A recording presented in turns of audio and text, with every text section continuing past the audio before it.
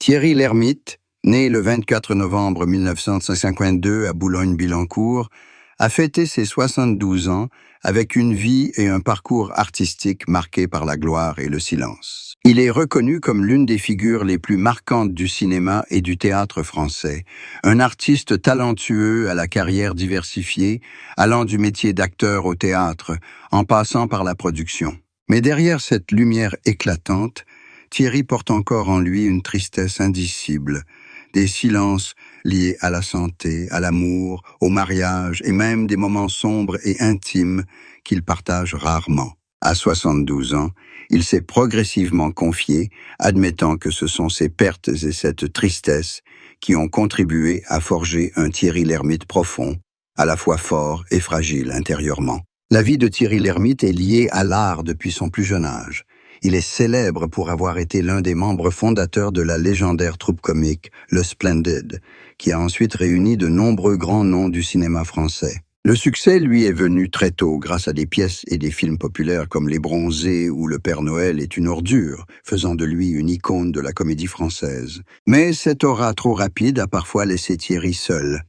Derrière les rires chaleureux du public, il a souvent dû faire face au vide, avec le sentiment que les gens aimaient les personnages qu'il incarnait plus qu'ils ne l'étaient réellement. Cela l'a aussi amené à se demander s'il pouvait réellement trouver dans sa vie privée la sympathie et l'amour complet. La plus grande tristesse de Thierry, comme il l'a un jour admis, n'était pas seulement ses échecs professionnels ou sa santé qui s'est progressivement affaiblie avec l'âge, mais aussi son parcours amoureux et conjugal. Homme réservé, il parle rarement publiquement de sa femme et de sa famille. Cependant, ses proches savent que dans l'intimité, Thierry a traversé de nombreuses périodes difficiles au sein de son couple. Un artiste créatif et d'émotif comme lui est parfois trop difficile à concilier dans une vie conjugale qui exige beaucoup de compromis et d'acceptation. Les années chargées, avec un emploi du temps chargé entre tournage et tournage, ont laissé à Thierry peu de temps à consacrer à sa famille. Cela a créé une distance, le laissant même tourmenté, car il a le sentiment de ne pas avoir rempli pleinement son rôle de mari et de père. Son épouse, qui partage son couple depuis des décennies, a également admis que le mariage avec un artiste célèbre n'a jamais été facile. La pression du public, les rumeurs, les longues séparations professionnelles, tout cela met à rude épreuve patience et amour. Cependant, elle a également confié que c'est la sincérité et la sensibilité de Thierry qui les ont aidés à surmonter de nombreuses épreuves. Elle comprenait que la plus grande tristesse de Thierry ne venait pas seulement du mariage, mais aussi de ce sentiment d'être perdu, s'interrogeant sur le sens de la vie après avoir presque tous les succès de sa carrière. Elle est devenue son soutien spirituel à maintes reprises, lui rappelant que le plus important n'est pas la perfection, mais la présence et l'amour sincère au sein de la famille. À 72 ans, la santé de Thierry n'est plus la même.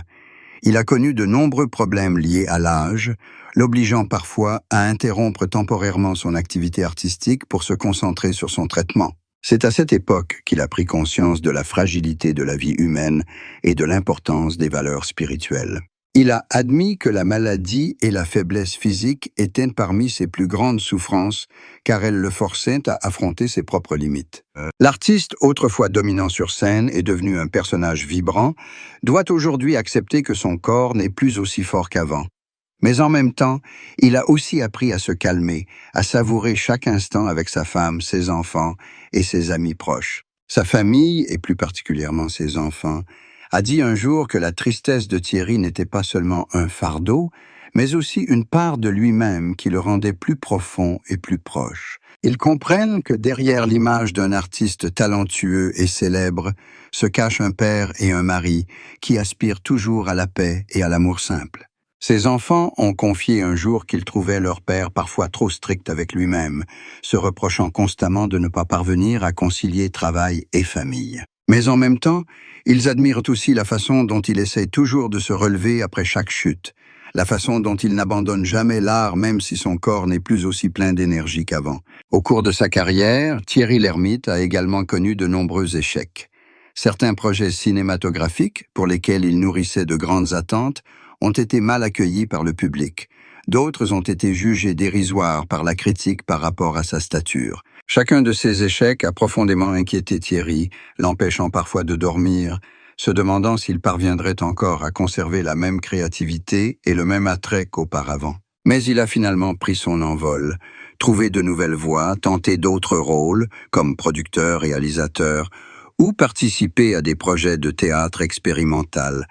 C'est cette détermination qui lui a permis de mener une carrière pérenne, devenant un artiste respecté par ses collègues et le public. Avec le recul, on constate que la vie de Thierry Lhermitte est une succession de belles contradictions. Il a connu un succès éclatant et s'est souvent perdu, heureux en famille et habité par une tristesse persistante, en bonne santé aux yeux du public et aux prises avec une maladie silencieuse. À 72 ans, il admet que la plus grande tristesse de sa vie n'est pas l'échec professionnel ni la trahison amoureuse, mais le sentiment de se perdre dans les moments difficiles. Mais il croit aussi que ce sont ces tristesses qui l'ont aidé à aimer plus profondément, à apprécier davantage ce qu'il a et à se pardonner. Aujourd'hui, Thierry ne recherche plus la gloire comme dans sa jeunesse. Il trouve la joie dans les petites choses, un repas convivial en famille, une longue conversation avec de vieux amis, ou un moment tranquille assis sur le balcon à admirer le coucher du soleil. Il aime toujours l'art, mais avec plus de douceur, sans se mettre trop de pression. Plus important encore, il a appris à reconnaître sa tristesse comme une partie inévitable de la vie, sans la cacher ni la nier. Et c'est la plus grande vérité qu'il souhaite partager. La vie d'un artiste n'est pas seulement faite de rire, de lumières et d'admiration, mais aussi de silence et d'une profonde tristesse. Mais au lieu de le considérer comme une tragédie, Thierry Lhermitte le perçoit comme un fardeau, comme ce qui le rend plus humain, plus compatissant.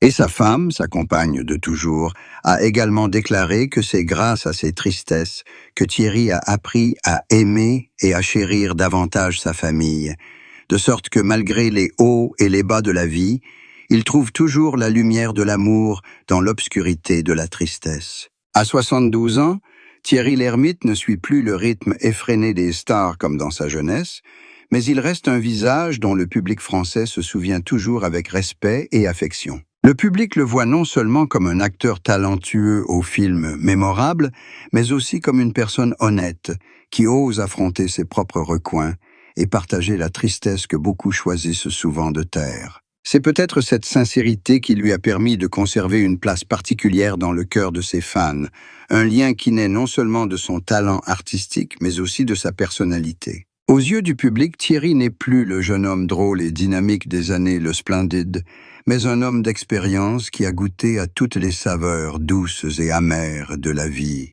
Ils ont vu en lui l'image d'eux-mêmes, de ceux qui ont vécu et travaillé pendant un demi-siècle, qui ont su distinguer la joie de vivre de la douleur. Cela faisait de lui un symbole différent, non pas une idole lointaine, mais quelqu'un de proche, si réel que le public croyait pouvoir trouver de la sympathie dans ses histoires.